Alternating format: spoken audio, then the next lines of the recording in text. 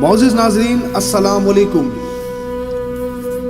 علامہ مولانا خادم حسین رضوی کا عرس مبارک اختتام ہوا۔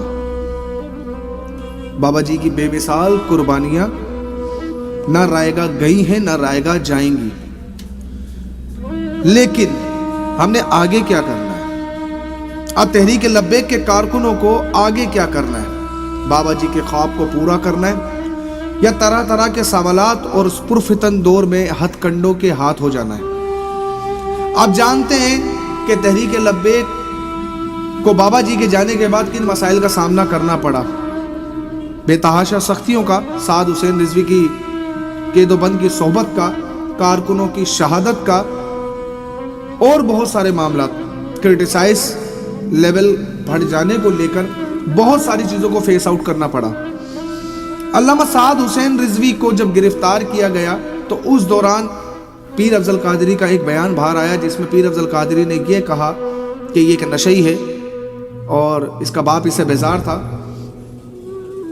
آپ جانتے ہیں کہ اتنی بڑی جماعت کو توڑنے کے لیے ایسا کیوں کہا گیا، جبکہ وہ پیر افضل قادری جو جب بہت حالات کشیدہ ہوئے تو لکھ کے دے کے چلے گئے کہ میرا اب اس پارٹی سے کوئی تعلق نہیں ہے۔ غالباً میرے خیال سے کبھی انہیں پیر پراڈو کے نام سے بھی پکارا جاتا تھا۔ تمہیں مر کر اللہ کے حضور پیش ہونا ہے، تمہیں مر کر قبر میں جانا ہے، تمہاری ملاقات رسول اللہ سے ہونی ہے، تم اس عمر میں یہ الزامات لگاتے ہو؟ کیا نشئی کی صورت ایسی ہوتی ہے کہ نشئی اس طرح سے بات کرتا ہے؟ پھر لوگ کہتے ہیں کہ عالم ایسا ہوتا ہے، عالم ایسا نہیں ہوتا۔ ایک شخص کے برا ہونے سے پوری تالاب گندی ہو جاتی ہے۔ لوگ اپنی ذات کے لیے باہر نکلتے ہیں، اپنی پولیٹکس کے لیے باہر نکلتے ہیں، اپنی کرسی کے لیے باہر نکلتے ہیں، لیکن تحریک لبیک کبھی اپنی ذات، اپنے ووٹ، اپنی سیٹوں کے لیے باہر نہیں نکلی۔ سعد حسین رضوی پر گولیاں چلائی گئی، انہیں مارنے کی کوشش کی گئی، حویلیہ کے اندر جس طرح فائرنگ دیکھی گئی، سعد حسین رضوی نے کہا کہ خدا کی قسم ان کا پلان تھا ہم سب کو مار دینے کا، لیکن اللہ کی کیا حکمت تھی کہ ہم لوٹ آئے۔ لیکن آپ لوگ تو بابا رضوی کے عرس سے بھی لوٹ آئے۔ اب کیا کرنا ہے؟ اب مقصد کیا ہے؟ مقصد واضح ہے کہ حضور کے دین کو تخت پہ لانے کا کام آپ سب کی ذمہ داری ہے۔ آپ نے کام کرنا ہے، بابا رضوی کے خواب کو آپ نے پورا کرنا ہے، اس مرد کلندر کے خواب کو آپ نے پورا کرنا ہے۔ بابا جی یہ چاہتے تھے کہ اس پاکستان کے اندر حضور علیہ السلام کا دین تخت پر آ جائے۔ لوگوں نے بابا جی کی زندگی میں یہ کہا کہ مولوی کو اپنے حلوے کی پرواہ ہے۔ بابا جی نے کہا مولوی کو اپنے حلوے کی پرواہ نہیں ہے، مولوی کا حلوہ تو اسے پہنچتا ہی رہے گا، لیکن تجھے اپنی شراب کی پرواہ ہے۔ جانتے ہو بابا جی نے ایسا کیوں کہا؟ ہمیشہ بابا جی نے اتنی سختیاں کیوں جھیلی؟ جب کبھی کبھی میں بھی سوچتا ہوں تو میں لرز کے رہ جاتا ہوں۔ ایک ایسا شخص جو پیروں سے معذور ہو، ایک ایسا شخص جو پانی کا گلاس اٹھانے کا محتاج ہو، اتنی سختیاں سہی گیا، وہ عام شخص نہیں تھا، بس ہم نہیں پہچانے۔ میں ہمیشہ ایک بات کرتا ہوں کہ اس پرفتن دور کے اندر جب اسلام پر اور عزت رسول پر حملے کیے گئے، حضور کی عزت پہ ڈاکے ڈالے گئے، تو آپ کی اور میری ترجمانی کی لبیک والوں نے۔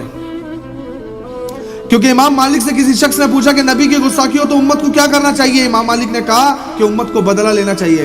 پھر سوال کیا کہ اگر امت بدلہ نہ لے پائے تو کیا کرنا چاہیے؟ کہا کہ ساری کی ساری امت کو مر جانا چاہیے۔ تو آپ کے حصے کی اور میرے حصے کی گولیاں لبیک والوں نے کھائی، آپ کے حصے کی سختی، میرے حصے کی سختی لبیک والوں نے سہی۔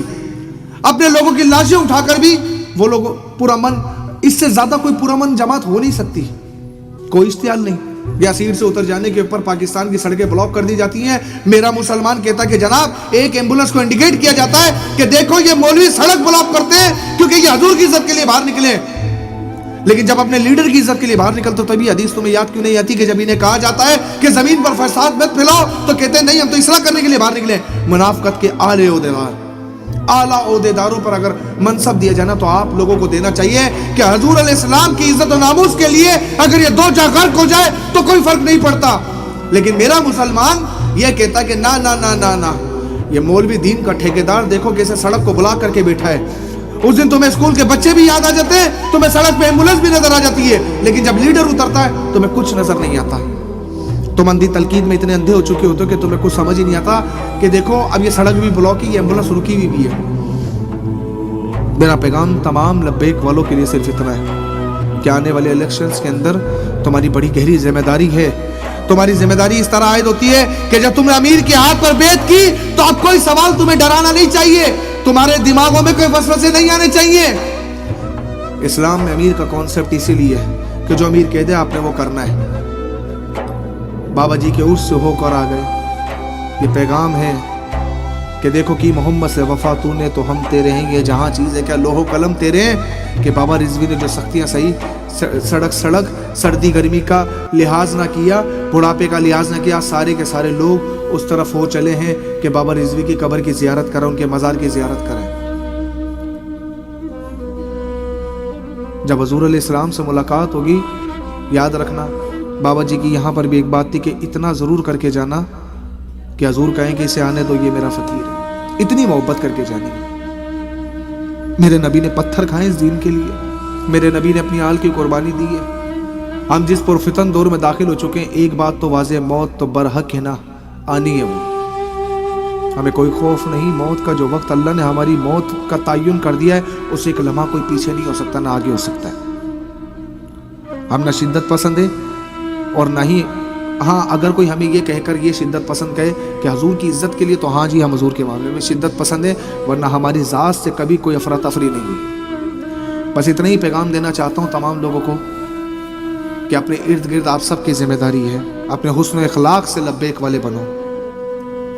बाबा जी की तरबियत बड़ी वाज़ेह रही है, हजूर के मामले में कॉन्शियस है, कोई बर्दाश्त के काबिल बात नहीं, लेकिन उसके बाद अपना हुस्न अखलाक इस किस्म का हो कि लोग कहें कि वो आ रहा लब्बैक वाला, ये लब्बैक वाला ही हो सकता है। अपने हिस्से का काम ज़रूर करना है। मैं अपने हिस्से का काम करता हूँ कि नमरूद की जलाई आग में वो छोटी सी चिड़िया जो कमज़ोर चिड़िया है, मैं आप सबसे कमज़ोर हूँ, आप लब्बैक वाले बहुत बहादुर हो, मैं सबसे कमज़ोर चिड़िया होकर सिर्फ इस नमरूद की जलाई आग में पानी का काम कर रहा हूँ। आप अपने हिस्से का काम बखूबी करते हो, उसे और ताकत के साथ करना है, हौसले पस्त नहीं करने और बुलंद करने, क्योंकि जब जब इस्लाम ने खून लिया है वो उतनी ताकत से उभरा है। इस्लाम को जिसने दबाने की कोशिश की ना, उसकी गलत फहमी रही है कि वो दब जाएगा।